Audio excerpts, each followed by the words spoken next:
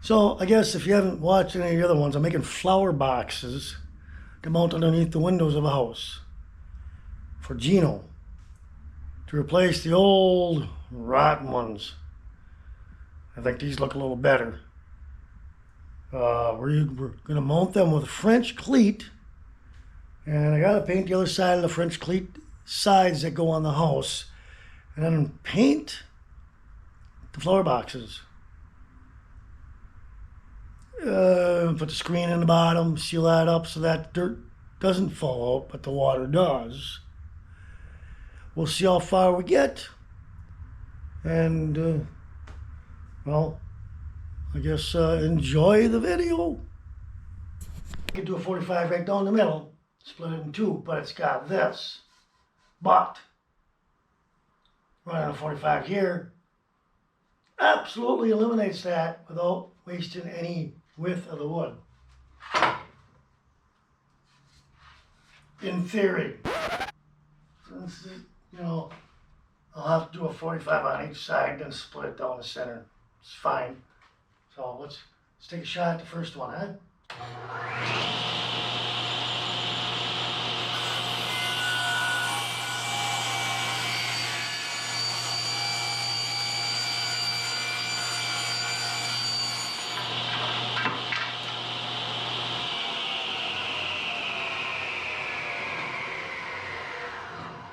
Good. It left a little bit of a ridge right there, which is perfectly fine.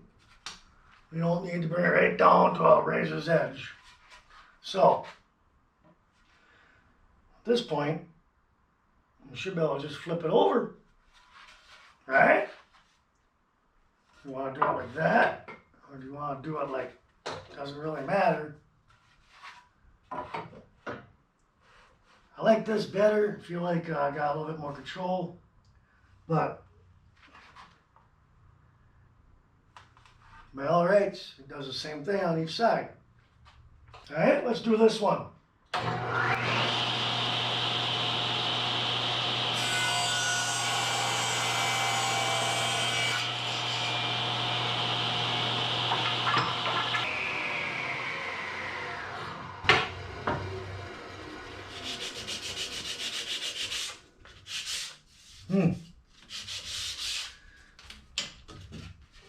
Yeah, so slice it in half. Now, so how the French cleat works is, say this is the house. You mount this top half to the house like this, right? And then clearly you mount this to the box, but with it facing like this to the box. And then it grabs hold. See, 45s work together.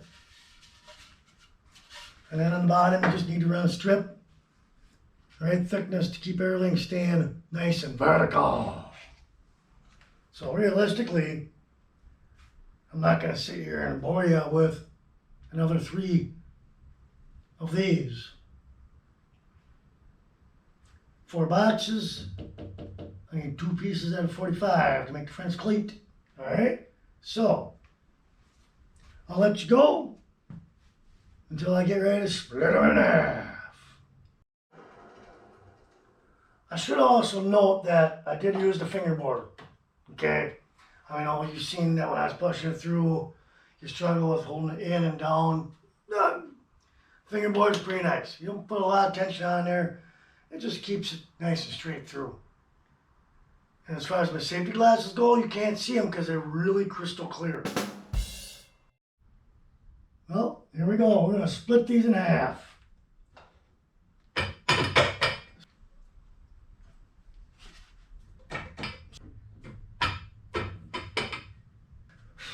Oh, so, this is pretty accurate. Maybe I should use this. I went through the trouble. Let's see once here. So we're 2 and 7/32, and perhaps a little bit less. Oh boy, yeah. And we're just starting to go under 7/32.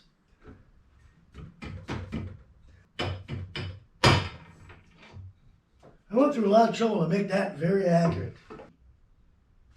Wow, that thing is, it's about 64th over 3/16, which would be a 64th under 7/32. All right, so let's, we gotta flip it over. I think I'm gonna use this again, although there's not much there for it to hold on to, but we'll see what we can do about that, huh? Might wanna, let's see what we can do here, huh? Don't want a lot of tension on there. We don't want it sliding off of there. It's do or die, baby. Do or die. All right, well, first and foremost, it would help to maybe clean some stuff off right here. You can stay up there. Tape measure, back pocket. On the ready to go off the table. There we go. All right. Now, do or die. It's either right or it's wrong. Well, in this case, it really wouldn't matter.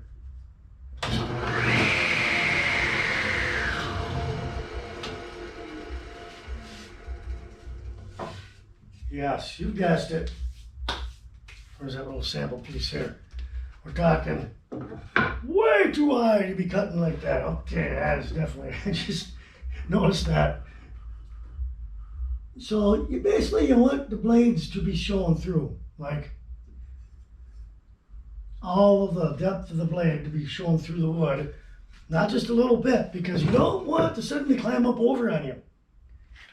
So get the blades through there, the teeth through there. It's do or die, baby. Do or die.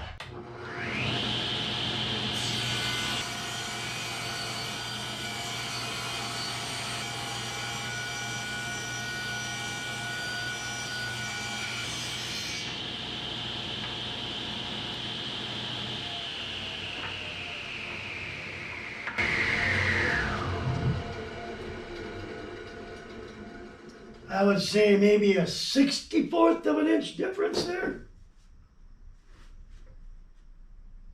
Nope, I would say not. I would say that's exactly perfect.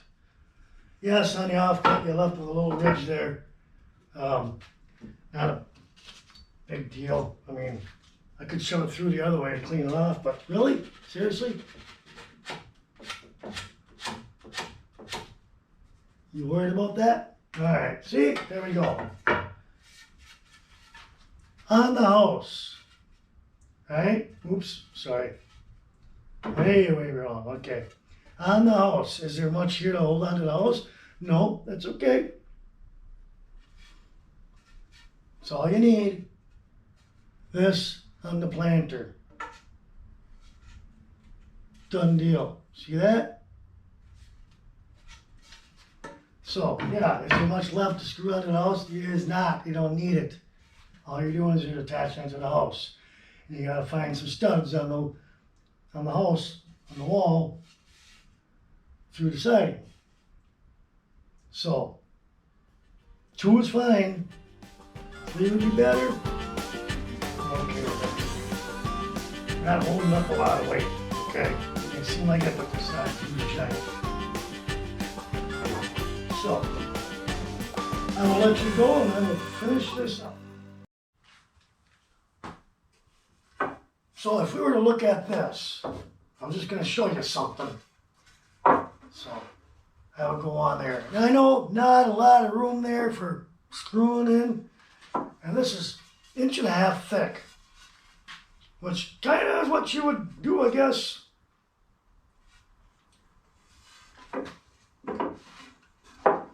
Using like a 2x4, but the siding sticks out 3/4 of an inch at its deepest, right? Just under the overhang of the siding. 1.5 inches. That's 3/4 of the way up. That's sticking out 3/4 more. So half this thickness sticking out more. What if I took this down to 1 inch? And now it's only sticking out 1/4 of an inch.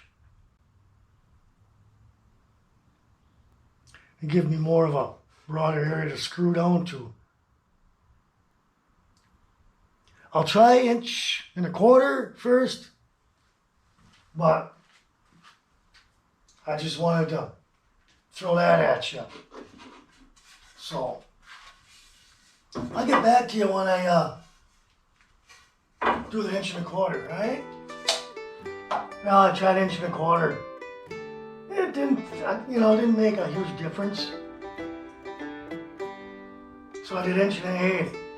Then I went to 1.16 inches. Why? I might have screwed up on one. Didn't quite adjust the fingerboard. And if you think it's adjusted, it's not. And the piece goes like that a little bit. So I'm like, that's fine. We'll take another 1/16 up. They'll take care of that. That spot. It's just 1/16. But I do like, do I go another 1/16? Say, I go all the way down to one. This here, one sir. And give me another 32nd of an inch, which would be 1.25. I don't know. Is that enough? I think that's enough. I think we leave it right where it is. I do think so. Alright. Only stupid flower boxes. Come on, window boxes. Alright, that's it. I will go ahead and continue on.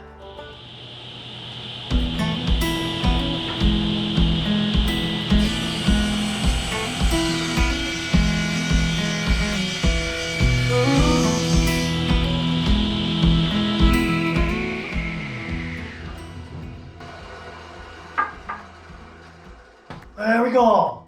Easy peasy. And messy. Alright, well, it works just as good on me as it does the equipment. Alright. I got the grill. It's going on 1 o'clock. And I think I'm gonna have to do burgers because chicken breasts are out. Means I have nothing of that ready to go. So, perfectly fine with burgers. Boigers. I'll get back to this later. Alright, well, I kind of want to paint the backside before I put these cleats on here. Kind of like to keep this sealed. I guess if you put it on there and you paint over it, it seals. I just like all parts of the wood to be sealed. So that's what we're going to do. Using the paint that I bought for the previous window boxes.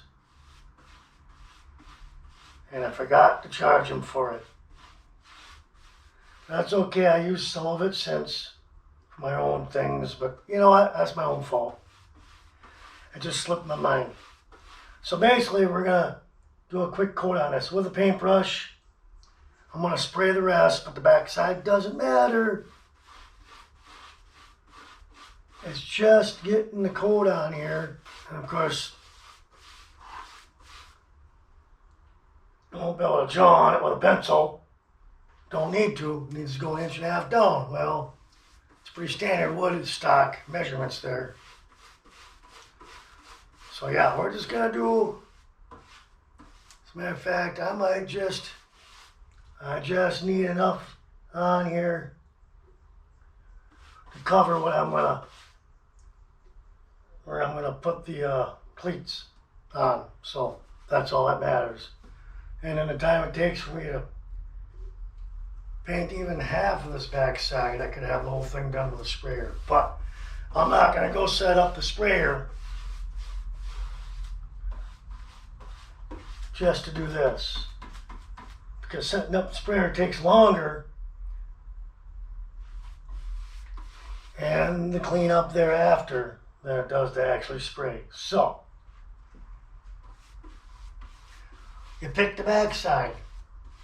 This one in particular, this board's got a little bit of pitch kind of running through it. Not much, but enough that I know that's gonna bleed through and you make it the backside. It's all right. So yeah, we'll just keep spreading some paint down there. I said spreading some paint down there. Anyway, you get the point.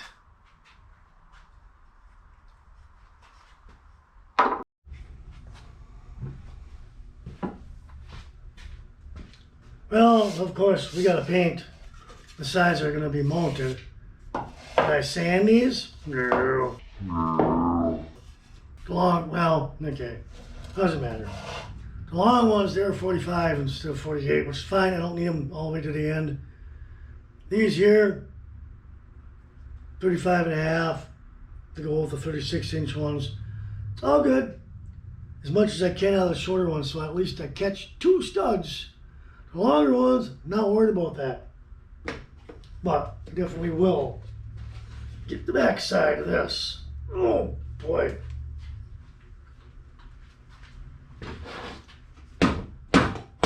Really? I didn't put it on that tight. And then I will paint top sides of those just because I'm gonna put a cap on them. There's a mosquito right here. And you'd think that I turned the fan on, you'd think that would settle them down a bit. I only have it on medium though, so I might have to go ahead and crank that up one more notch.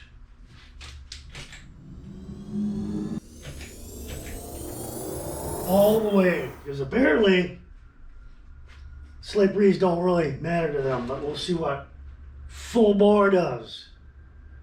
Yeah, so I'm going to paint the 45 part of it as well. And then when I do the tops of those, I got little foam brushes. I think they're called like poly brush.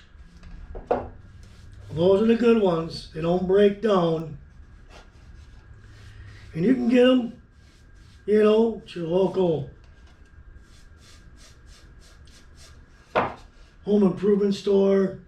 But a lot of times, I think, what do I have? Are those the 1-inch ones? They carry that brand in all of them except for the ones that you really want. Because those they get from someplace else where they're cheaper and they're no good. So I just order a regular case online. Or from them, you can do that too. I find it's cheaper if you go online. Skip the middleman. And they're great for like doing a quick stain job, touch-up job. You know, I mean, they're foam, but they, well, I'll tell you, they do work nice. And you can throw them in a Ziploc bag, throw them in the freezer. You know, if you got like something you got to do, you come back to that later, or let it dry to come and then come back maybe finish it off. They're fine with that. Just pull them out. They thaw out pretty quick. Yeah, well, yep, that's what we get for tipping that over, huh? Perhaps this little tiny piece of wood here isn't doing the job I thought it would.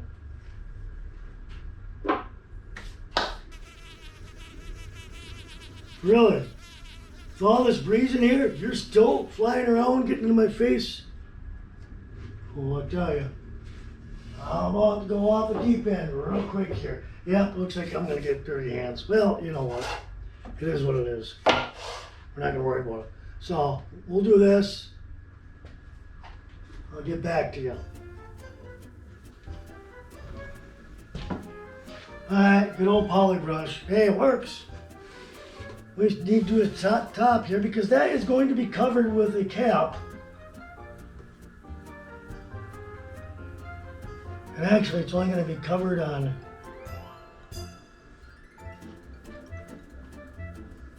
yeah, I'm going to be covered on all 4 sides, but it'll only hang over on 2 sides. So yeah, the little poly brush, this will do the job just fine. Yeah, there's nothing special. If you spill a little paint over the edge. Who cares? You can always sand that off if it bothers you that much.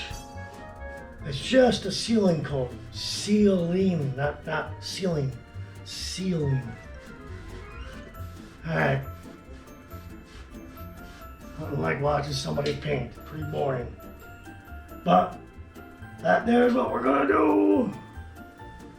Could have done a ruler, I guess, but whatever. And you gotta dump paint into a pan.